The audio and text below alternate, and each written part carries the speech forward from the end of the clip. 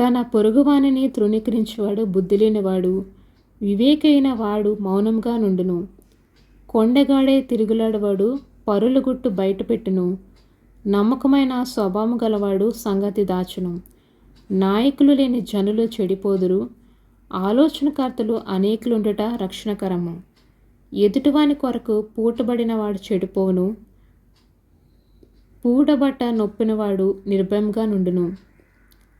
నిన్నెరుగు స్త్రీ ఘనత నొందును. బలిష్ఠులు ఐశ్వర్యము చేపట్టుదురు. దయగలవాడు తనకే మేలు చేసుకొనును. క్రూరుడు తన శరీరమునకు బాధ తెచ్చుకొనును. భక్తిహీన సంపాదన వానిని మోసము చేయును. నీతిని విత్తువాడు శాశ్వతమైన బహుమానము నొందును. యథార్థమైన నీతి జీవదాయకము. దుష్టక్రియలు విడువక చేయవాడు తన మరణమునికే చేయును. మూర్ఖ చిత్తులు యెహోవాకు హేయులు.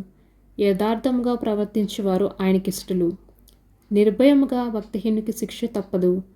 నీతిమంతుల సంతానము విడిపించబడును. వివేకములని సుందర స్త్రీ పందిముక్కు కొన్న బంగారు కమ్మి వంటిది. నీతిమంతుల కోరిక ఉత్తమమైనది. భక్తిహీనుల ఆశ అహంకారమయుక్తమైనది.